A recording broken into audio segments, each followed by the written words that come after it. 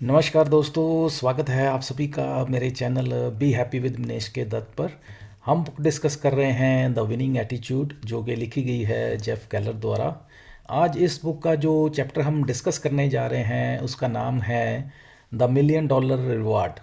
The million dollar reward, इसका मतलब क्या है, ऑथर हमें यहाँ पे समझाना क्या चाहते हैं वो ये है कि किसी भी काम को हम लाइफ में करते हैं तो कहते हैं उस काम को करने के लिए हमारे अंदर जो इमोशन है, जज्बा है, पैशन है, वो कितना है।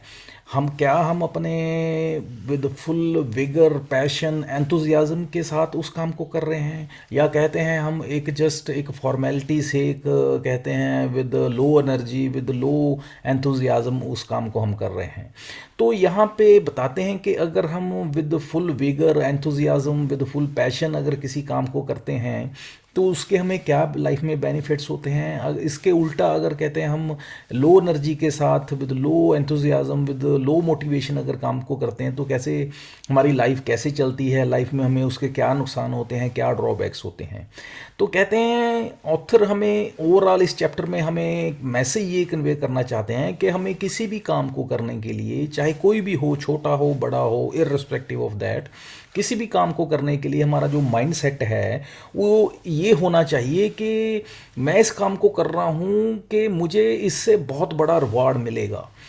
इस जब माइंडसेट के साथ हम काम करते हैं कि हमें इस काम से बहुत बड़ा रिवार्ड मिलेगा, तो ऑब्वियस है ऑटोमेटिकली हमारा जो इंटरेस्ट है, जो मोटिवेशन है, जो पैशन है उस काम के प्रति बढ़ जाता है। हम मोर डेडिकेशन के साथ, मोर पैशन के साथ उस काम को करते हैं। और जब ऐसा होता है तो ऑब्वियस है जो हमारे एक्सपेक्टेड रिजल्ट्स होते हैं वो हमें रादर उतने ना मिलकर उससे कहीं ज़्यादा हमें रिजल्ट्स जो हैं मिलते हैं। तो हमें लाइफ में सक्सेसफुल होने के लिए कहते हैं हमें ये माइंडसेट जो है हमें हमेशा रखनी चाहिए कि हम ये माइंडसेट रख के चलें कि कोई भी काम हमें करते हैं तो उसमें मोर देन एक्सपेक्टेड जो है हमें रिजल्ट मिलेंगे। और यहाँ पे जो मिलियन डॉलर रिवार्ड की बात कर रहे हैं, that is just a symbolic sort of thing, जो कि ऑथर हमें कन्वे करते हैं कि आप किसी भी काम को करने से पहले ये सोचें कि उस काम को करके आपको just like a million dollars मिलेंगे। So this is overall crux of this chapter के ऑथर बताते हैं किस तरह के से हमें माइंडसेट रखना चाहिए, उसके क्या बेनिफिट्स होते हैं, अगर नहीं रखते हैं तो उसके हमें लाइफ में क्या नुकसान होते हैं। तो चलिए डिटेल में डिस्कस करते हैं। एक कोट है ऑथर कम राइटर जॉर्ज पैटन की, उसके साथ ये कोट के साथ ऑथर स्टार्ट करते हैं चैप्टर को। ये कोट क्या है? कोट कहती है कि कोट में ये ऑथर बताते हैं कि always do more than what is required of you. कहते हैं आप हमेशा जो भी आपसे एक्सपेक्टेड है, जो भी आपसे एक्सपेक्ट किया जाता है काम करने के लिए, कहते हैं आप उससे ज़्यादा करें। आप जो अपनी आउटपुट है उससे जो एक्सपेक्टेशन से ज़्यादा दें। उसका बेनिफिट क्या होगा? उसका बेनिफिट ये होगा कि जब आप अपनी कहते हैं परफॉर्मेंस जो है अपनी एक्सपेक्टेशन से ज़्यादा आउट परफॉर्म करेंगे तो ऑब्वियस है आप लाइमलाइट में आ जाएंगे, लोग आपकी तारीफ़ करेंगे, और उसका बेनिफिट ये होगा कि आप सक्सेस का जो आपका रास्ता है वो बहुत जल्दी तय करेंगे और अपने गोल्स को बहुत जल्दी अनएक्सपेक्टेड वे में जो है अचीव कर लेंगे। आगे चलते हैं। ऑथर बताते हैं अपना खुद का एक्सपीरियंस शेयर करते हैं। कहते हैं एक बार क्या हुआ, उनके जो एक अफ्रीकन क्लाइंट थे उन्होंने इनसे कुछ मोटिवेशनल मटेरियल इनसे मंगवाया और उसके रिटर्न में जो है इनको एक चेक भेजते हैं। और ये क्या करते हैं, उस चेक को ड्रॉ करने के लिए बैंक जाते हैं। बैंक में वो जो डीलिंग हैंड क्लर्क होते हैं, dealing hand clerk for example यहाँ पे नाम नहीं शेयर करते, उनको एक नाम देते हैं हाइपोथेटिकल नेम, जेम्स करके नेम देते हैं उसको, लेडी को एक, और बताते हैं कि वो जेम्स के पास जाते हैं। डीलिंग हैंड क्लर्क जो होते हैं उसको बोलते हैं कि ये चेक है, इसको प्लीज़ जो मेरे बिजनेस अकाउंट है उसमें एज अर्ली एज पॉसिबल जो है इंश्योर करिए कि वो क्रेडिट हो जाए। और उस चेक को देखने के बाद जो लेडी क्लर्क होती हैं जेम्स, वो देखती हैं और इनको प्रॉमिस करती हैं, इंश्योर करती हैं और इनके साथ इनको भरोसा दिलवाती हैं कि ये सब ठीक लग रहा है और विद इन फ्यू डेज़ जो है आपका ये क्रेडिट हो जाएगा आपके अकाउंट में। तो ये जो हैं अपने घर चले जाते हैं। अनफॉर्चुनेटली 6 दिन के बाद रफली कहते हैं इनको एक एनवेल्प मिलता है। एनवेल्प में क्या होता है, एनवेल्प में कॉपी होती है उस चेक की, और उस पे एक कहते हैं नोट लिखा होता है। नोट क्या लिखा होता है कि वो जो चेक है रिटर्न कर दिया गया है जो उसका ओनर है with A notion of unpaired. कहते हैं वो जो चेक था वो अनपेड रीज़न की वजह से वो जो वापस भेज दिया गया, वो पे नहीं किया गया है। क्रेडिटर जो था, बेनिफिशियरी था, उसके क्रेडिट में क्रेडिट नहीं किया गया, यानी कि ऑथर को जो है वो क्रेडिट नहीं हुआ उसके अकाउंट में। तो ये जब वो मैसेज पढ़ते हैं तो क्या करते हैं, वेरी नेक्स्ट डे वो जो है बैंक में जाते हैं। वो लेडी जो होती है, डीलिंग हैंड क्लर्क होते हैं, उससे डिस्कस करते हैं कि ये क्या हुआ है और इसके पीछे क्या रीज़न है, ये चेक जो है क्यों नहीं क्रेडिट हुआ। तो लेडी देखती हैं चेक को और उसको समझने की कोशिश करती हैं ये क्रेडिट क्यों नहीं हुआ चेक। लेकिन अनफॉर्चुनेटली काफ़ी मुशक्क़त के बाद, काफ़ी मेहनत करने के बाद उसको अल्टीमेटली कन्वे करती हैं मैसेज ऑथर को कि काफ़ी उन्होंने देखा, उनको खुद को नहीं समझ आ रही कि ये जो है क्रेडिट क्यों नहीं हुआ चेक। तो फिर उनको इंश्योर करती हैं कि आप थोड़ा कुछ समय दीजिए मुझे, मैं एज अर्ली एज पॉसिबल जो है विद इन 1 और 2 डेज़ मैं आपको रिवर्ट बैक करती हूँ। तो ये चले जाते हैं घर वापस, और एज़ पर हर कमिटमेंट 1-2 दिन के बाद भी उनका जो है इस लेडी का फ़ोन नहीं आता है। 1 हफ्ता निकल जाता है। तो फिर ये कांटेक्ट करते हैं उस लेडी को दोबारा कि क्या हुआ उनके का चेक का। तो लेडी बात करती हैं कि उन्होंने जो है न्यूयॉर्क बैंक में वापस जो है कहते हैं रिवर्ट किया है, उनके साथ बातचीत की है, उनके साथ लेजन किया है कि क्या हो रहा है, चेक क्यों जो है क्रेडिट क्यों नहीं हुआ है, और जो है उनका जो है कहते हैं आंसर वेट कर रही हूँ मैं। तो ये थोड़ा सरप्राइज्ड होते हैं, लेकिन इनके पास कहते हैं कोई और रास्ता नहीं होता। फिर ये वेट करते हैं और वो भी इनको बोलती हैं कि आप थोड़ा वेट करिए, मैं इसको फॉलो अप कर रही हूँ, मैं आपको एज अर्ली एज पॉसिबल इसका रिवर्ट करूँगी। तो अब यहाँ पे कहते हैं बड़े सरप्राइजिंग एक शॉकिंग बात होती है। 3 हफ्ते कहते हैं निकल जाते हैं, कोई रिस्पांस नहीं आता है। तो फिर कहते हैं ऑथर की जो कहते हैं एक बर्दाश्त की जो लिमिट होती है वो क्रॉस हो जाती है, और ये फिर क्या करते हैं, बैंक जाते हैं, उस लेडी क्लर्क को बोलते हैं कि क्या बना बताइए। तो फिर उसका वही जवाब होता है कि मैं इस मैटर को देख रही हूँ, कर रही हूँ, मुझे समझ नहीं आ रहा है क्यों नहीं हुआ एंड ऑल दैट। तो वही उसके जो पुराने जवाब होते हैं वही होते हैं। तब ऑथर क्या करते हैं, तो ऑथर उनको एक क्वेश्चन करते हैं, उनको एक बात बोलते हैं। वो क्या बात बोलते हैं हमें भी ध्यान से सुननी चाहिए। वो बात बोलते हैं कि मैडम एक बात बताइए मुझे कि अगर मैं आपसे ये कहूँ कि मैं इस मुद्दे को या इस प्रॉब्लम को सॉल्व करने के लिए आपको $1 मिलियन दूँ, और ये एक आपके सामने प्रपोजल रखूं कि ये लीजिए, आपको मैं $1 मिलियन देता हूं, आप इस प्रॉब्लम को, इस कहते हैं सो कॉल्ड मुद्दे को विद इन 24 आवर्स मुझे सॉल्व कर दीजिए, सॉल्व करके दीजिए, ये मैं आपको $1 मिलियन दूंगा। तो कहते हैं मैं आपको गारंटी देता हूँ, इंश्योर करता हूँ कि ये मुद्दा जो है विद इन 24 आवर्स जो कहते हैं आप इसको सॉल्व कर देंगे या करवा देंगे। ये मुझे इसकी कहते हैं गारंटी है, मुझे इस चीज़ की कहते हैं पूरा भरोसा है। तो यहाँ पे ऑथर ये बात क्यों कहते हैं या मैसेज क्या कन्वे करना चाहते हैं इनडायरेक्टली उस लेडी क्लर्क को, वो ये कि हम जो हैं अपने एंड पे कहीं ना कहीं इस चीज़ को लीनियंटली ले रहे हैं, प्रॉपरली चीज़ों को टैकल नहीं कर रहे हैं, लिंगर ऑन कर रहे हैं, और उसकी वजह से क्या हो रहा है, क्लाइंट्स जो हैं सफ़र हो रहे हैं, जैसे कि ऑथर सफ़र हो रहे होते हैं। और ऑथर बताते हैं कि उनको ये बात लगा अब, क्योंकि काफ़ी टाइम बीत चुका था, एक चेक, सिर्फ एक चेक जो था लिंगर ऑन हो रहा था, अप्रॉक्सीमेटली 1 महीने से ऊपर हो गया था, वो एक चेक जो है वो क्रेडिट नहीं हो पा रहा था। और ये जो डीलिंग हैंड क्लर्क थी ये बता रही थी, आंसर दे रही थी कि इनको खुद को नहीं पता कि क्या हो रहा है, क्यों हो रहा है, क्यों चेक जो है डिलीवर नहीं हुआ या क्रेडिट नहीं हुआ। और जब भी उनको क्वेश्चन पूछते थे ऑथर तो उनका जवाब यही होता था कि मैं देख रही हूँ, मैं कर रही हूँ। तो यही जो सो कॉल्ड उनके जो रिपीटेडली वही कहते हैं सवालों के जवाब होते थे।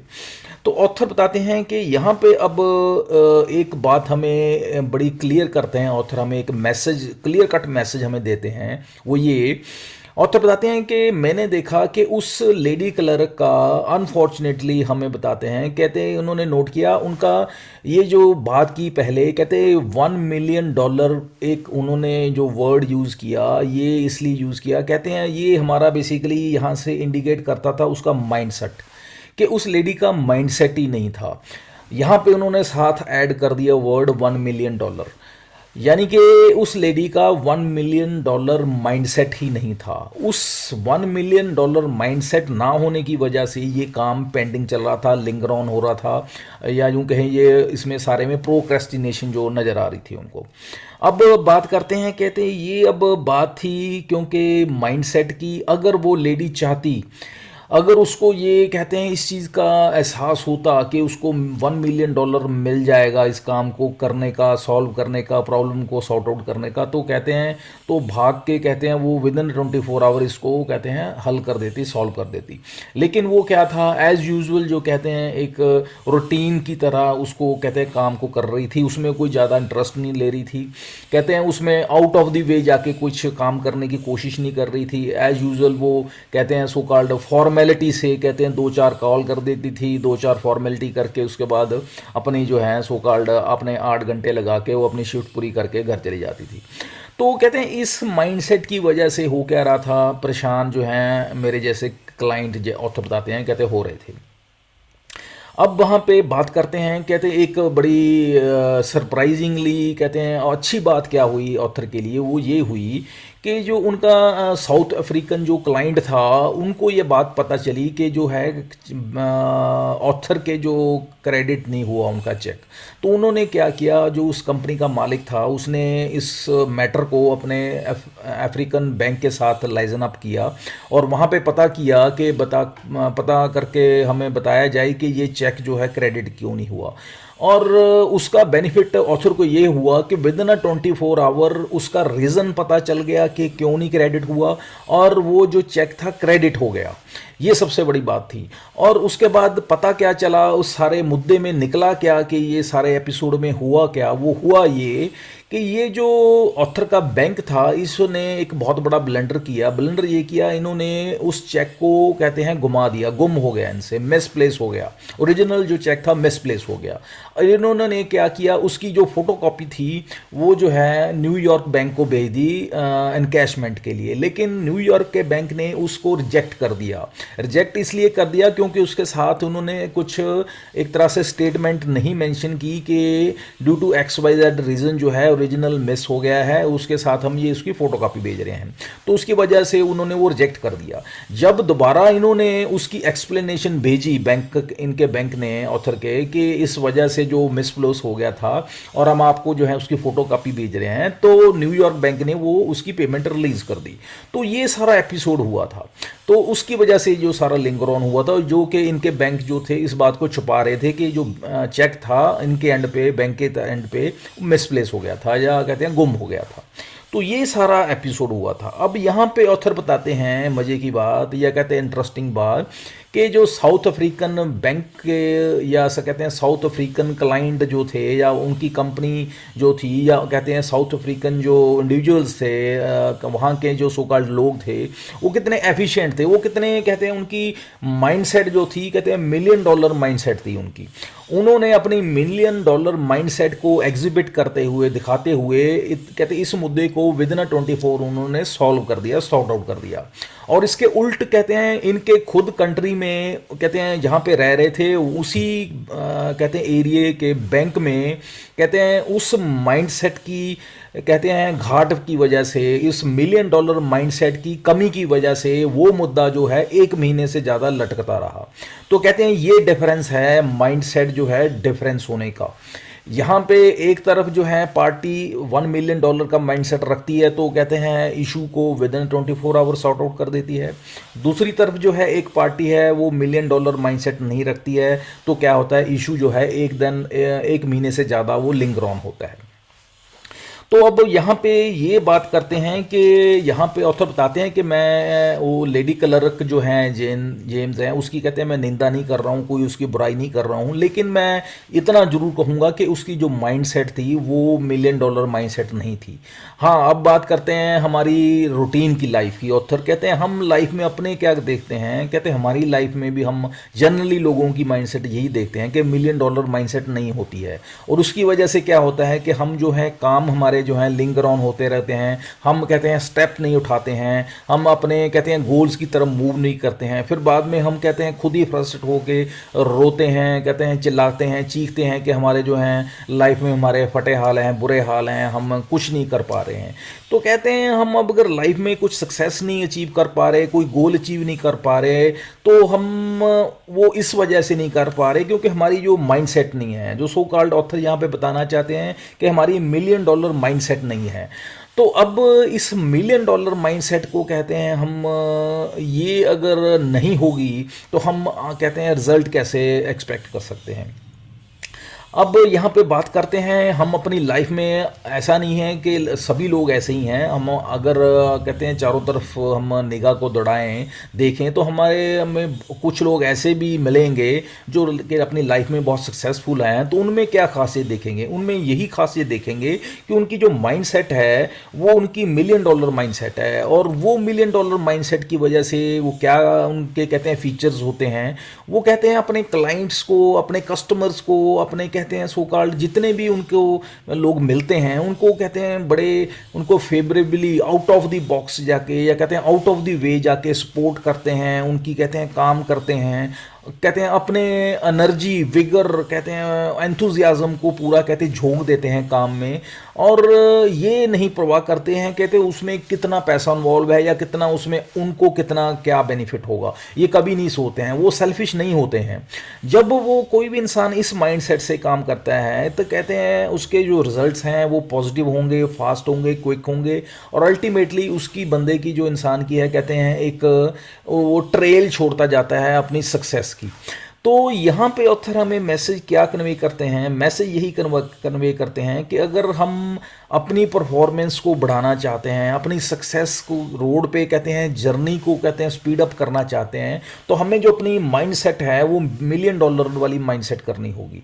और इसके लिए कहते हैं आपको ये हमेशा याद रखना होगा कि आपको अगर आप ये मिलियन डॉलर की माइंडसेट रखते हैं तो आप ये मान के चलें कि आप लोगों की मदद नहीं अकेले कर रहे हैं, आप अपनी मदद भी कर रहे हैं। वो किस तरह से, क्योंकि जब आप लोगों की मदद कर रहे हैं तो डेफिनेटली आप अपनी मदद भी कर रहे हैं, क्योंकि अगर आप लोगों की मदद कर रहे हैं तो लोग आपको नोट कर रहे हैं, आपके प्रोफेशन में है तो आपको नोट किया जा रहा है, आपके सबॉर्डिनेट्स, आपके पीयर्स, आपके बॉसेस नोट कर रहे हैं, आपकी जो परफॉर्मेंस है बाकियों से अलग होगी, डिफरेंट होगी, ज़्यादा होगी, तो वो नोट डाउन होगी, तो ऑब्वियस है उसका इम्पैक्ट पॉजिटिव आपकी कहते हैं सो कॉल्ड इन फ्यूचर जो है आपकी जर्नी में, वो पर्सनल फ्रंट पे हो चाहे प्रोफेशनल फ्रंट पे हो, वो पड़ेगा ही पड़ेगा।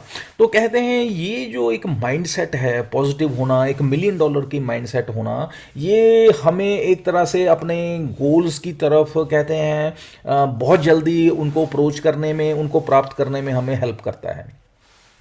अब बात करते हैं कि ऑथर हमें ये नहीं कहते हैं कि हमें समझाते हैं, कहते हैं मैं ये नहीं कहता कि आप बिल्कुल एकदम से भागना शुरू कर दें या कहते हैं इतनी जल्दी कहते हैं मूव ऑन करना शुरू कर दें। हाँ, ये यहाँ पे समझाना चाहते हैं कि आपको अपने आप को इम्प्रूव करना चाहिए, आपको अपने कंफर्ट जोन से निकल के लोगों की हेल्प करना स्टार्ट करना चाहिए, लोगों के लिए काम करना शुरू करना चाहिए, अपनी सेल्फिशनेस को कहते हैं पीछे छोड़ना चाहिए, अपनी ईगो को डाउन करना चाहिए, हम ह्यूमैलिटी के साथ, हम्बलनेस के साथ जो है लोगों की हेल्प करने की माइंडसेट रखनी चाहिए। या ये जो माइंडसेट है this is a so called million dollar mindset. जब हमारी ये माइंडसेट हो जाती है तो कहते हैं ऑटोमेटिकली आप देखेंगे आपके जो रिजल्ट्स हैं वो आपको कहीं का कहीं पहुंचा देंगे, यानी कि आप दिन दुगनी रात चौगनी जो तरक्की है वो करते चले जाएंगे। तो फाइनली ऑथर इस चैप्टर को कंक्लूड करते हैं कि अगर आप अपनी परफॉर्मेंस को बढ़ाना चाहते हैं, कि अगर आप अपने लाइफ में रिजल्ट्स चाहते हैं, तो आपको ये जो $1 million माइंडसेट है वो आपको एग्जिबिट करनी होगी, वो आपको शो करनी होगी, वो आपको कहते हैं दिखानी होगी। और वो कैसे दिखाई देगी? जब आप कहते हैं अपने आपकी सो कॉल्ड शॉर्ट साइटेडनेस से बाहर आएंगे, आप अपनी सेल्फिशनेस को छोड़ेंगे, आप अपनी ईगो को डाउन करेंगे, और इसके साथ साथ उल्टा क्या करेंगे? आप कहते हैं लोगों की मदद करेंगे, आप कहते हैं अपने ईगो को डाउन करके, अपने सेल्फिशनेस को छोड़ के, अपने with full energy and vigour and enthusiasm के साथ किसी भी काम को करेंगे और लोगों की मदद के लिए आगे आएंगे विदाउट एक्सपेक्टिंग एनी रिजल्ट्स। तो कहते हैं आप मान के चलिए आपकी सक्सेस निश्चित है और आप बहुत जल्दी लाइफ में वो कुछ प्राप्त कर लेंगे जो आपने कभी सोचा भी नहीं होगा।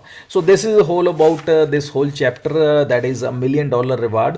उम्मीद करता हूं कि हम सभी ने यहाँ से बहुत अच्छी लर्निंग ली है कि कैसे हम अपनी माइंडसेट को बड़ा कर सकते हैं, इंक्रीज कर सकते हैं, एक $1 million माइंडसेट रख सकते हैं और इसका बेनिफिट हम अपनी पूरी लाइफ में कहते हैं देख सकते हैं। नेक्स्ट वीडियो में जो हम चैप्टर डिस्कस करेंगे या टॉपिक डिस्कस करेंगे उसका नाम है बी अनरियलिस्टिक। तब तक के लिए आज्ञा दीजिए, हैव ए नाइस डे। जाने से एक बार फिर सभी को एक रिक्वेस्ट करता हूं कि आप वीडियोस को ज़्यादा से ज़्यादा लाइक करें, शेयर करें, कमेंट करें, और आपने इतना टाइम, इतना समय मुझे दिया, सुना, समझा, आपके लिए उसके लिए बहुत बहुत धन्यवाद। Thank you, have a nice day, bye.